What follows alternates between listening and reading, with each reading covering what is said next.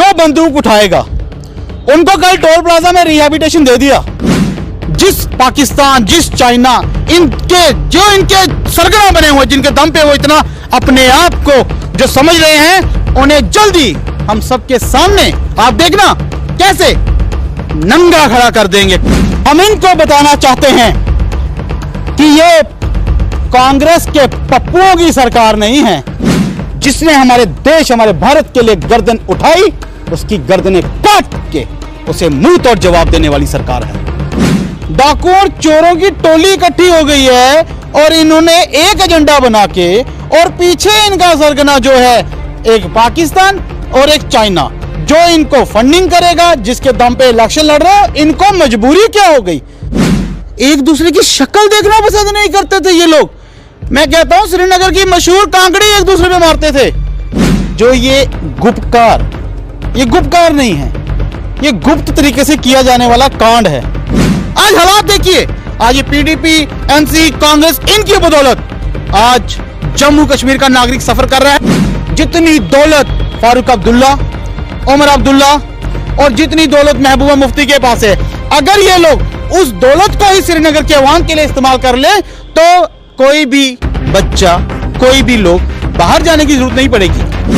ये गुप्त कांड वाले कांडी जब अंदर थे तब यहां मिलिटेंसी नहीं हो रही थी। बाहर आते ही दड़ामे शुरू हो गए, बाहर आते ही इनके सिस्टम शुरू हो गए। झुंड में तो गिद्दड़ आते हैं, शेर अकेला ही आता है। भारतीय जनता पार्टी अकेले अपने दम पे इनके बस्ते गोल करके यहां से इनको दिखा देगी। अभी हमारे साथ जुड़े हैं भारतीय जनता पार्टी के सीनियर नेता सुमित शर्मा। ये को कन्वीनर भी हैं संस्कृति सेल के और अपने बयानों के लिए हमेशा सुर्खियों में रहते हैं। आज इनसे जानेंगे कि जिस तरीके से डीडीसी के इलेक्शंस वो है अनाउंस हो गए हैं, 29 नवंबर से ये शुरू हो रहे हैं, और बीजेपी किस तरीके से अपनी तैयारियां कर रही है और किस तरीके के बयान इस समय जो हैं वो आ रहे हैं। आप देखेंगे कि इस समय गुपकार डिक्लेरेशन जो है वो भी लड़ रही है इलेक्शंस। सर क्या कहेंगे आप, किस तरीके से आप देख रहे हैं? बीजेपी इस समय जो है सिंगल पार्टी है, उसके खिलाफ एक बहुत बड़ा गैंग जो है वो सामने लड़ रहा है, क्या कहेंगे आप? देखिए, मैं आपको बता दूं, जो ये गुपकार नहीं है, ये गुप्त तरीके से किया जाने वाला कांड है। जो जनता के साथ, जो जम्मू कश्मीर की आवाम के साथ जो ये कर रहे हैं, जो इन्होंने हमेशा से किया है, जो इनकी आदत है, जो इनकी फितरत है। ये एनसी, ये पीडीपी, ये कांग्रेस, ये अपने आप में एक दिग्गज पार्टियां बनती थी, अपने आप में कहती थी कि हमसे बड़ी दिग्गज कोई है ही नहीं। लेकिन आज इनको यहां तक लाने में भाजपा ने मजबूर कर दिया है कि ये सब तीनों, ये उनके अलावा जो 2-3 इनके साथ और मिले हुए हैं, ये सारे के सारे जो हैं, इनकी टोली इकट्ठी हो गई है।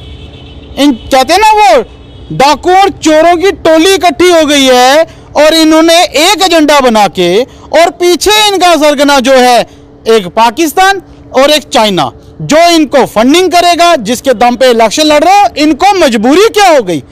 अगर दम था तो एक एक करके आते हैं मैदान में। भाजपा किसी से नहीं डरती। भाजपा बात करती है राष्ट्र के हित के लिए। जो राष्ट्र के अपोजिट जाएगा, राष्ट्र विरोधी हरकतें करेगा, चाहे वो जितनी बार मर्जी मिलके जितने मर्जी अपने में गठबंधन कर ले, चाहे गठबंधन कर ले, चाहे महागठबंधन कर ले, भाजपा ना झुकी है, ना झुकेगी। लेकिन इनकी जो राष्ट्र विरोधी नीतियां जो दूसरी पार्टियां करके इकट्ठी होकर जो इस तरह के कार्य कर रहे हैं, उनके खिलाफ हमेशा खड़ी रहेगी। और भाजपा के साथ देश का हर एक नागरिक खड़ा है। तो जिस तरीके से आपके जम्मू कश्मीर यूटी के चीफ जो बात करते हैं कि जिस तरीके से गुपकार डिक्लेरेशन जो बना, उसको गुपकार गैंग और सपोर्टेड बाय चाइना कहा जा रहा है, पाकिस्तान कहा जा रहा है, गद्दार कहा जा रहा है, ऐसी भाषा का इस्तेमाल क्या लगता है आपको कि सभ्य समाज में ऐसी भाषा का इस्तेमाल करना चाहिए? देखिए, भाषा, मैं आपको बताऊं, भाषा करने पे मजबूर किया जा रहा है। वो कार्य करें, वो हर देश विरोधी चीजों को बढ़ावा दे, हम भाषा भी यूज करें तो हम पे इतने बातें, मतलब जिस तरह का वो वहां से बोलें कि आज की हमारे अध्यक्ष जी या हमारे बड़े जो इस तरह की भाषा इस्तेमाल कर रहे हैं, उन्होंने भाषा के लिए कभी, देखिए कभी नहीं, उन्होंने जो उन्होंने कहा वो सत्य पे आधारित है। हम सब उसके साथ हैं, क्योंकि वो गलत कार्य कर रहे हैं, उन्हें चेतावनी देना हमारा फर्ज है। वो जिसके दम पे उछल रहे हैं, जिस पाकिस्तान, जिस चाइना, इनके सरगना बने हुए, जिनके दम पे वो इतना अपने आप को जो समझ रहे हैं, उन्हें जल्दी हम सबके सामने आप देखना कैसे नंगा खड़ा कर देंगे, खड़ा करके रख देंगे उन्हें वहां पे। तो हाल में आपने देखा होगा जब महबूबा मुफ्ती जम्मू आती है, उनका एक बयान जो है काफ़ी सुर्खियों में रहता है। कहा जा रहा था कि वो प्रोवोकेटिव बयान है जिसमें उन्होंने जो यहाँ के यूथ है उनको प्रोवोक किया कि वो गन उठाएं। क्या कहेंगे उस पर? महबूबा मुफ्ती जो है उसने हमेशा लोगों को दूसरी नेगेटिव चीजों की तरफ लेने के लिए जोर दिया है। आज उसे गन दिखाई दे रही है, आज वो इस तरह के बयान जो वहां पे दे रही है कि गन उठाने पे मजबूर किया जा रहा है। जब तुम्हारी सत्ता रही, जब तुम सत्ता में थे, जब तुम्हारी पीछे पीडीपी की एक बार पहले भी सरकार थी, तुमने तब क्या हालात बना दिए थे। आज हालात देखिए, आज ये पीडीपी, एनसी, कांग्रेस, इनकी बदौलत आज जम्मू कश्मीर का नागरिक सफर कर रहा है। मैं कहना चाहता हूं, जितनी दौलत फारूक अब्दुल्ला, उमर अब्दुल्ला और जितनी दौलत महबूबा मुफ्ती के पास है, अगर ये लोग उस दौलत को ही श्रीनगर के अवाम के लिए इस्तेमाल कर ले तो कोई भी बच्चा, कोई भी लोग बाहर जाने की जरूरत नहीं पड़ेगी, वो वहीं पे सेटल हो जाएंगे। इंडस्ट्रीज इन्होंने नहीं लाई।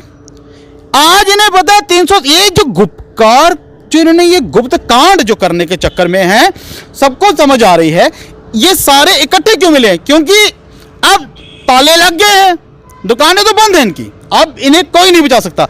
लेकिन ये सोच रहे हैं यार किस तरह से हम इकट्ठे होकर एक बार वापस पावर में आए, 370-35 एक और हटाएं, ताकि हमारी धांधलियां, हमारे गलत कार्य, हमें लोगों को नीचे दबा के उनके ऊपर शासन करने का कार्य जो है वो हम बरकरार रखें। वो हम कैसे रखें, वो रखने के लिए इन्होंने सबने एक हो गए। पीछे देखिए, एक दूसरे की शक्ल देखना पसंद नहीं करते थे ये लोग।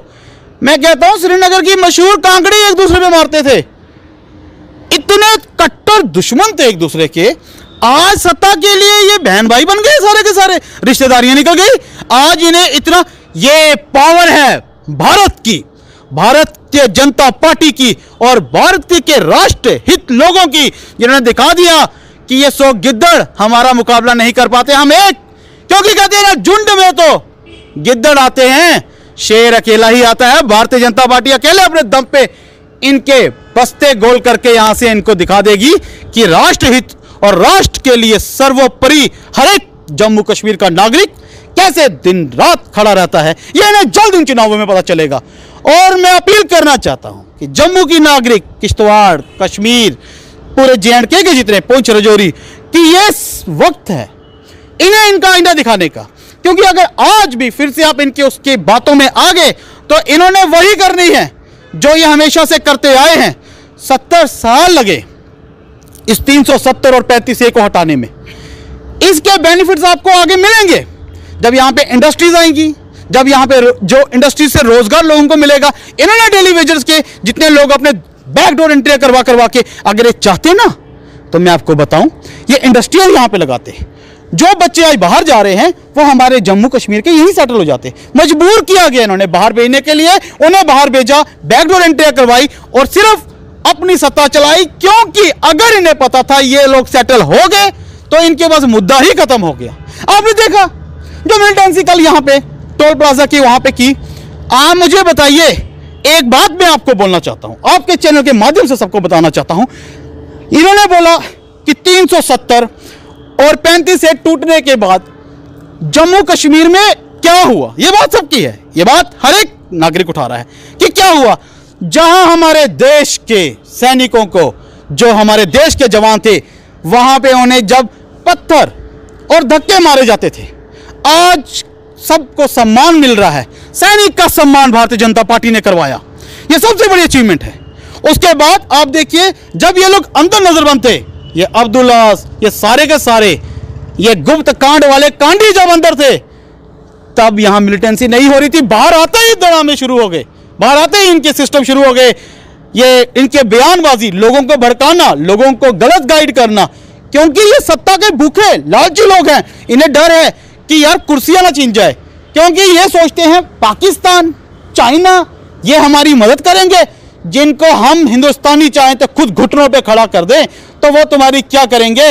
इन्हें सबसे पहले पता होना चाहिए जिस देश में रहना, जिधर का खाना, जहां का पानी पीना, जहां जिसने इन्हें मान सम्मान इज्जत दी उसका सम्मान करना इन्हें जब तक नहीं आएगा, ये देश के मुजरिम गिने जाएंगे, और ये हैं। तो लास्ट मेरा सवाल रहेगा, जो इलेक्शन अभी आने वाले हैं, क्या मेन मुद्दे रहने वाले हैं, किस पर लड़ा जाएगा? देखिए, हमारा जो इलेक्शन आ रहा है ये डेवलपमेंट के ऊपर है। जहां जहां पे देखिए, इस टाइम पावर में कोई भी पार्टी नहीं है। यहाँ पे आपने देखा, हमारे जितने भी डीडीसी जो चुनाव के जो कैंडिडेट्स जीतेंगे, जितना भी, तो ये हम यहाँ पे जितनी कमी पेशियां जो हो रही हैं उन्हें पूरा किया जाएगा। जिस रिगार्डिंग जिन मुद्दों पे ये चुनाव होगा, लोगों की जो शिकायतें थी, जहाँ पे सड़कों की प्रॉब्लम है, जहाँ पे कई चीज़ों के इश्यूज हैं, उन इश्यूज को मद्देनजर रखते हुए ये चुनाव लड़ा जाएगा। ये लोगों के लिए, लोगों के लिए, लोगों के हितों के लिए, लोगों के साथ मिलके ये चुनाव लड़के लोगों के अच्छे कार्यों के लिए ये डीडीसी चुनाव भारतीय जनता पार्टी नेक नियत और नेक नीति इन दोनों को साथ लेके चलेगी और लोगों का विकास के लिए ये कार्य करेगी। तो जिस तरीके से कहा जा रहा है कि अब सेंट्रल गवर्नमेंट है बड़े लेवल पर, यहाँ पर दोबारा से जो लोग मिलिटेंसी में चले गए हैं उन्हें वापस लाने के लिए रिहैबिलिटेशन पॉलिसी लाएगी, तो क्या इसको क्या कहेंगे आप, किस तरीके से लेंगे? देखिए, मैं आपको बताना चाहता हूं, जो बंदूक उठाएगा उनको कल टोल प्लाजा में रिहैबिलिटेशन दे दिया। हम इनको बताना चाहते हैं कि ये कांग्रेस के पप्पुओं की सरकार नहीं है जहां पे पहेलियां बुनी जाती थी। ये भाजपा के नरेंद्र मोदी और अमित शाह जी की और हर भारतीय की वो सरकार है जिसे हम बाहुबली का दर्जा देते हैं। यहां गर्दनें झुकाई जाने वाली नहीं, जिसने हमारे देश, हमारे भारत के लिए गर्दन उठाई, उसकी गर्दनें काट के उसे मुंह तोड़ जवाब देने वाली सरकार है। जय हिंद, जय भारत। तो ये थे हमारे साथ भारतीय जनता पार्टी के सीनियर नेता सुमित शर्मा, और इनका कहना है कि जिस तरीके से डीडीसी इलेक्शंस अब आने वाले हैं उसकी तैयारी जो है वो भारतीय जनता पार्टी ने बखूबी की है। हर जगह पर इनको उम्मीद है कि उनकी सीटें निकलेंगी, और जिस तरीके से गुपकार डिक्लेरेशन का ये गुपकार गैंग का नाम देते हैं, उनका कहना है कि भारतीय जनता पार्टी अकेली ही उन पर भारी पड़ेगी। आप जुड़े रहें NH1 न्यूज़ के साथ।